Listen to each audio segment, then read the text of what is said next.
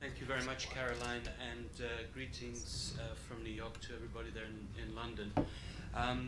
First of all, I want to acknowledge that UNICEF and ODI have had a very fruitful experience in working in this area, particularly since the 2008 crisis and around the joint conference we held in late 2009, and now the development policy review. So I just want to thank at the outset ODI for the collaboration, as well as many other colleagues and partners around the world. Today we see the threat of a double-dip recession having heightened, and we are becoming even more concerned about the well-being of children and poor families. As Ariel has already described, there is a major threat in such a situation on basic requirements for child survival, and particularly nutrition, with the likelihood that cumulative effects of successive shocks become irreversible. For example, a child born in 2007 in a poor family with limited coping capacity, for that child the window of opportunity for her growth and development is rapidly diminishing unless there's urgent and timely support from the outside, whether the extended family or the public sector. Generally, in countries facing catastrophic food security challenges, and there are a number in Africa now and beyond, nutrition may be the most critical channel of adverse impact on children. But there are other key rights that are also increasingly threatened, including to survival, as vulnerable populations are facing hunger and cutbacks in basic service access. The equity implications of all of this are fairly evident. The net impact on children in the poorest and most deprived families and households with the most limited coping capacities were disadvantaged to begin with and are likely to see their situation worsen disproportionately under conditions of stress. Because of these concerns, we've increased the urgency of our ongoing efforts to work with governments to develop inclusive policy responses. I would say there are four main avenues in which we're doing this. We're encouraging and working with governments to scale up their immediate support to vulnerable children and families, including, again, as Ariel mentioned, through social protection measures, including cash transfers, but also maintaining essential basic services and making investments in key sectors to strengthen longer-term recovery and resilience. Secondly, identifying fiscal space for stepping up these programs and investments, focusing on the most vulnerable, and I'll come back to that. And thirdly, assessing the distributional impacts of different policy options.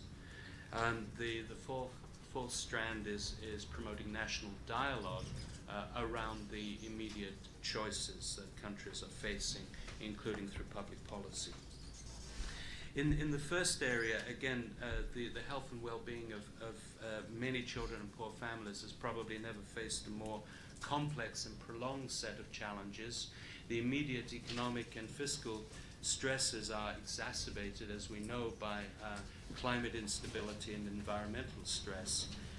But we've also seen the stubbornness of unemployment levels, and we've seen that this employment crisis in many parts of the world directly affects children's potential, not only for nutritional growth, but for their basic education. There's some evidence from some countries of children being pulled out of school in response to successive waves of family stress.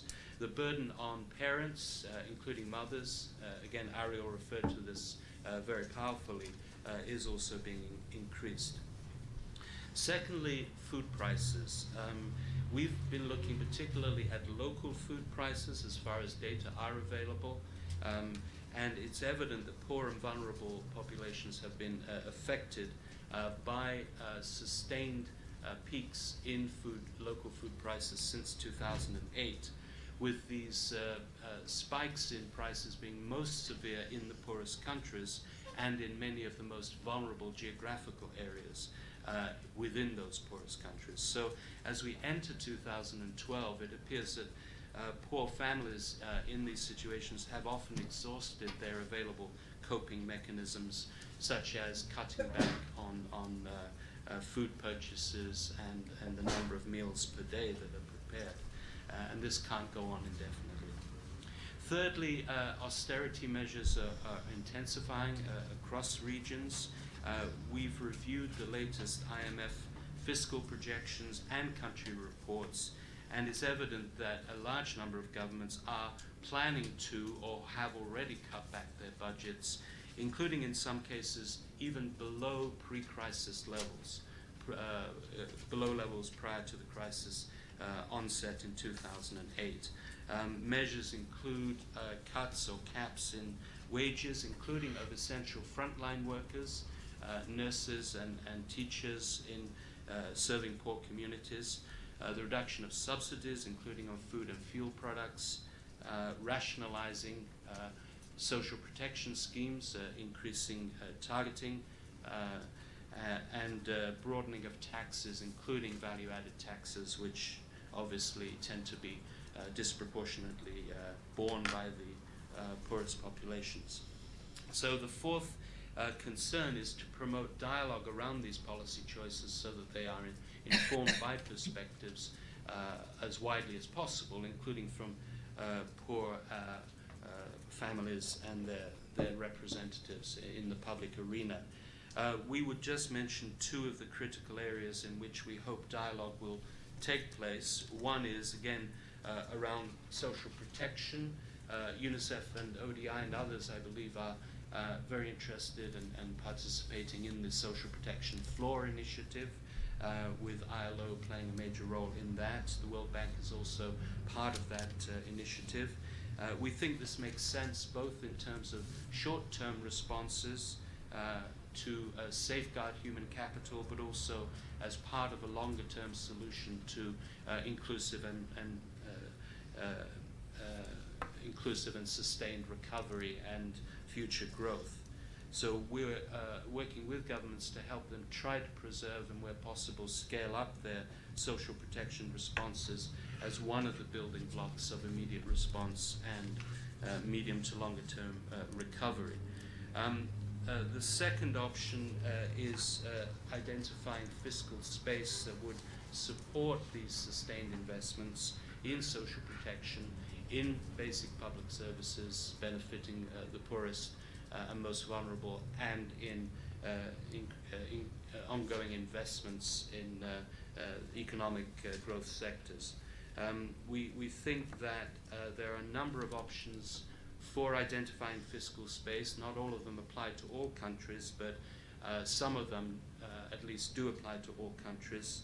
These include reallocation of current public expenditures, both between sectors and within sectors, to make them more directed to the poorest families and households. Options to increase tax revenue, secondly. Thirdly, looking at the availability and focus of aid and transfers, international transfers. Fourthly, the use of foreign exchange reserves. And fifthly, adopting a more accommodating macroeconomic framework. We think it's important that whatever the policy options available, that discussion does take place around these in a transparent, public and inclusive manner. And we're working, including with the IMF and the World Bank and other partners, to help governments to look at these different options in each context as one way of trying to cope with the threat of a double-dip recession.